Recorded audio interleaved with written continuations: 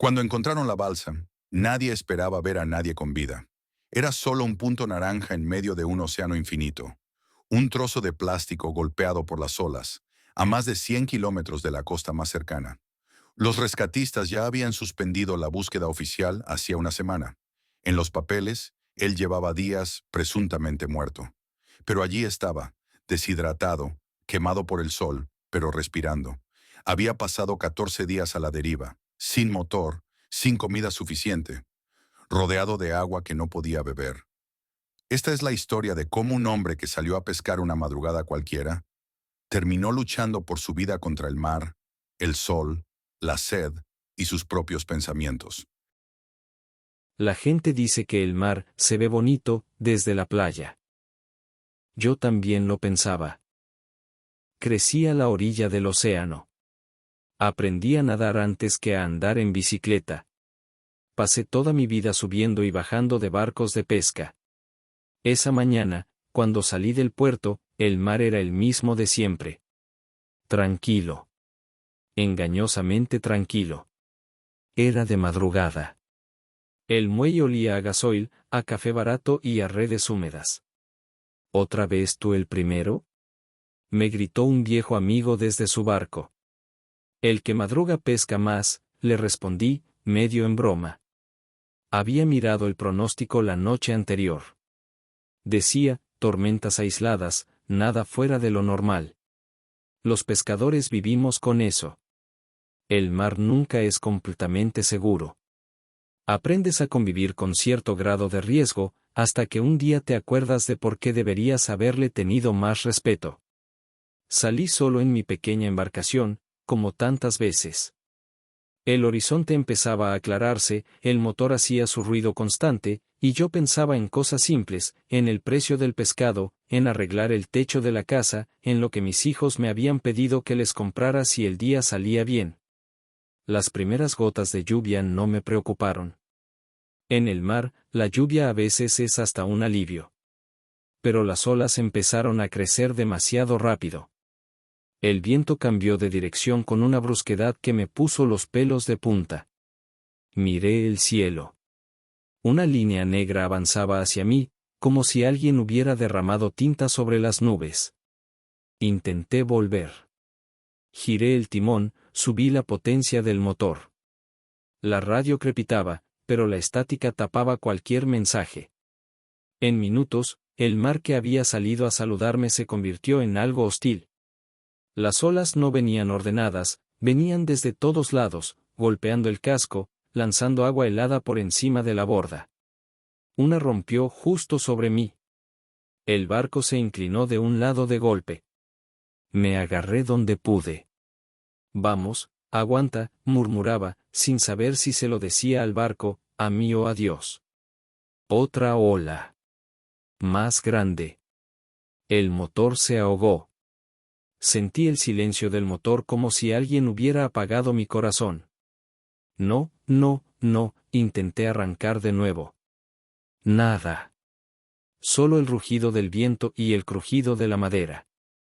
La tercera ola fue la que decidió el resto. Golpeó de costado. El mundo se dio vuelta. El mar que siempre había estado debajo de mí, de repente estaba en todas partes, encima, al lado, adentro de mi boca, de mi nariz. No sabes cuánto amas respirar hasta que tragar agua salada es lo único que puedes hacer. Recuerdo fragmentos. La sensación de flotar sin control. Un dolor agudo en el brazo al chocar contra algo duro. Un pensamiento absurdo, no he dicho adiós. Cuando logré sacar la cabeza a la superficie, el barco ya no era un barco. Era un montón de madera, pedazos de red y una caja de plástico flotando cerca. Y, un poco más lejos, como una broma del destino, vi la balsa salvavidas. La habíamos revisado 1000 veces, pero nunca creí que la necesitaría de verdad. Empecé a nadar hacia ella, con ropa, con botas, con el cuerpo pesado de miedo y agua. Cada metro era una pelea contra las olas. Una parte de mí quería simplemente dejarse ir, dejar de tragar agua, dejar de luchar. Pero la otra parte, la que pensaba en dos rostros pequeños esperándome en casa, no me dejó. Llegué a la balsa jadeando, con los dedos entumecidos. Tiré de la cuerda, la abrí, me lancé dentro como un animal asustado. El mundo se redujo a ese círculo de plástico naranja, balanceándose violentamente, mientras mi barco desaparecía bajo la espuma. Dicen que los primeros minutos después de un accidente son clave.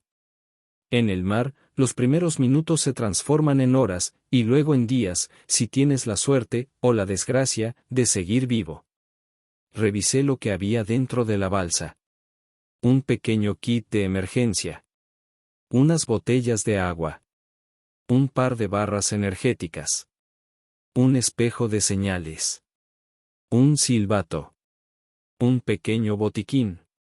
No era abundante, pero no estaba completamente solo. Saqué el chaleco salvavidas, me lo puse bien ajustado. La tormenta seguía rugiendo a mi alrededor, pero dentro de la balsa al menos no me estaba hundiendo. Van a venir, me repetía. Saben que salí. Saben mi ruta. Me van a encontrar. Creer eso fue lo que me mantuvo relativamente tranquilo las primeras horas. Grité por la radio de mano hasta que la batería murió. Toqué el silbato como si alguien pudiera oírme por encima del viento. Pero el mar no responde. El mar escucha y se guarda el secreto. Cuando por fin la tormenta empezó a calmarse, el silencio fue aún peor. Porque con el silencio llegó la claridad. Y con la claridad, el miedo verdadero. Ya no veía la costa. No veía otros barcos. No veía nada más que agua, hasta donde alcanzaba la vista. El sol salió como un enemigo nuevo. Al principio, agradecí el calor en mi ropa empapada. Luego empecé a sentir cómo me quemaba la piel. Me cubrí la cabeza con lo que encontré, una tela, parte de una bolsa, lo que fuera. Bebí un pequeño trago de agua de una de las botellas. Solo un sorbo. Tenía que racionarla. En teoría, si todo salía bien, no la necesitaría por mucho tiempo. En teoría. Los días en el mar no se cuentan en horas. Se cuentan en amaneceres y atardeceres. El primero lo vi con esperanza. Hoy me encuentran, pensaba. El segundo, con impaciencia. ¿Qué están esperando? Saben mi nombre, saben mi barco, saben que tengo familia. El tercero, con algo que se parecía demasiado a la desesperación. El sol no perdona.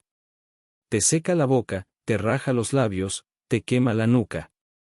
El mar está lleno de agua que no puedes beber.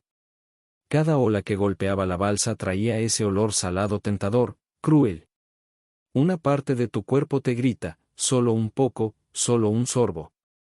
Pero sabes que si caes en esa trampa, te vas a deshidratar aún más rápido. Bebí otro trago minúsculo de una de las botellas. Cerré los ojos, dejé que el agua se quedara un segundo en mi lengua antes de tragar. Era como si mi cuerpo entero se pusiera de pie para aplaudir ese pequeño gesto. Pero las botellas se iban vaciando. Y el horizonte seguía igual de vacío. Empecé a hablar solo. Primero, en voz baja. Luego, a gritos. ¿Dónde están? Le gritaba a un cielo que no tenía la culpa. Estoy aquí. Aquí. A veces imaginaba ver un barco. Una línea lejana en el horizonte, una forma que parecía moverse. Tomaba el espejo de señales, lo levantaba, reflejaba la luz como me habían enseñado. Agitaba los brazos hasta que me dolían. Y la sombra desaparecía. Era una nube. O simplemente un truco de mi mente cansada. La noche traía otro tipo de enemigo. El frío. El silencio. Los ruidos del mar que, de día, se pierden entre el sol y el movimiento, pero que, de noche, parecen voces. Golpeteos en el casco de la balsa. Algo rozando por debajo. No los veía, pero sabía que estaban allí, tiburones, peces grandes, cosas que viven en un mundo donde tú eres solo otra posibilidad de comida que flota. Me acurrucaba como podía, temblando. Había estrellas. Bellísimas. Y las odiaba. Porque brillaban indiferentes, mientras yo contaba cuántos sorbos de agua me quedaban antes de que mi cuerpo empezara a rendirse. No sé en qué día empecé a perder la cuenta. Al principio hacía marcas imaginarias en mi mente, día 1, día 2, día 3. Luego, la línea entre un amanecer y otro se volvió borrosa. El hambre era un dolor constante, pero la sed era un cuchillo. Mis labios estaban partidos, mis ojos ardían, mi lengua se sentía gruesa, inútil. Miraba las botellas y cada vez quedaba menos. Fue entonces cuando llegó la lluvia. Al principio, unas pocas gotas. Levanté la cara como un animal salvaje, abriendo la boca. Luego, un aguacero corto pero intenso. Extendí todo lo que tenía, una bolsa plástica, un trozo de tela, el propio interior de la balsa. Cualquier cosa que pudiera recoger esas gotas. Bebí hasta atragantarme. Llené a medias una de las botellas vacías. Por primera vez en días, sentí algo parecido a la alegría. No era solo agua. Era una señal. El cielo al que yo le había gritado por días me estaba respondiendo, de la única forma que podía. Sin embargo, la lluvia no resolvía todo. Seguía perdido. A la deriva. El sol seguía saliendo. Los días seguían pasando. Los pensamientos empezaron a volverse peligrosos. Tal vez ya se rindieron, pensaba. Tal vez en casa ya están llorando un cuerpo que no han encontrado. Imaginaba el funeral sin cuerpo. Las palabras bonitas de la gente que no supo qué decir cuando estaba vivo. Eso me dio rabia. La rabia, por unos días, me mantuvo despierto.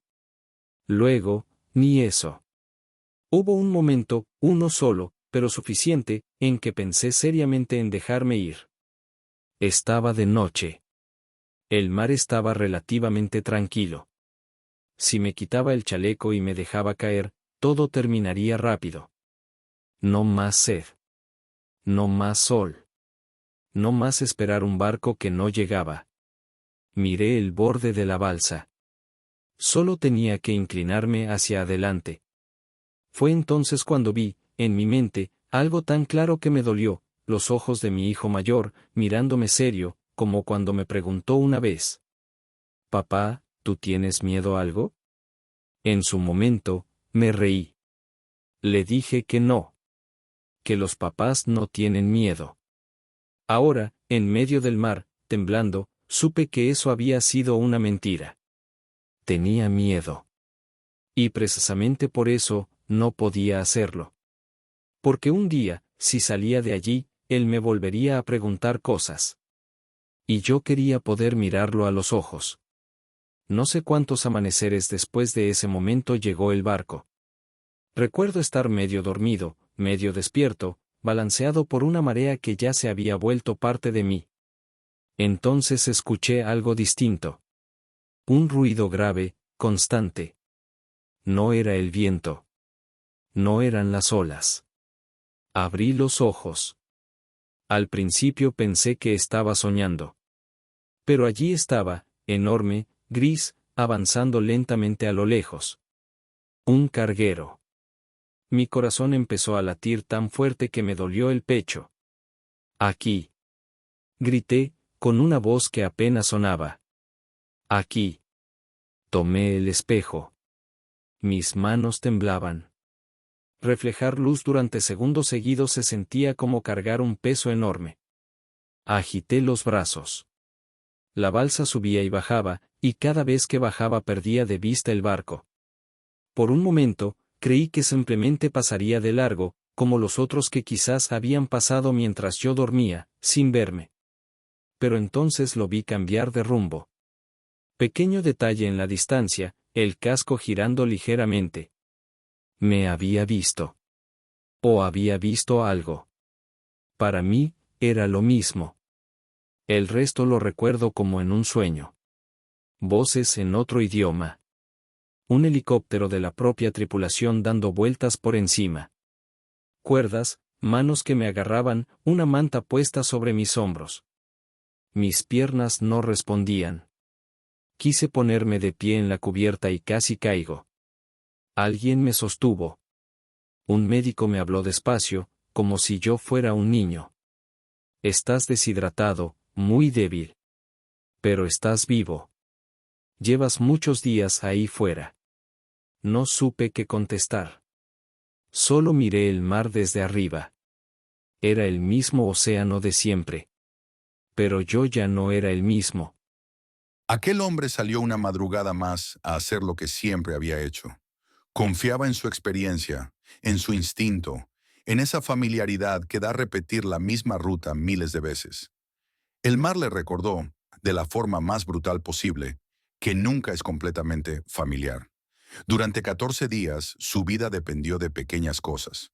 Una balsa inflable que sí funcionó, unas botellas de agua racionadas, una lluvia breve en el momento justo, un rayo de sol reflejado en un espejo y la decisión, tomada una y otra vez, de seguir respirando. Historias como la suya nos recuerdan que la supervivencia no siempre es heroica en el sentido de las películas. A veces es solo eso, decir un día más cuando todo tu cuerpo y tu mente te piden rendirte. El mar seguirá siendo hermoso desde la orilla, pero él sabe que, allá afuera, entre las olas, la línea entre vivir y desaparecer puede ser tan delgada como un trozo de plástico naranja flotando, y alguien que decide no soltarse.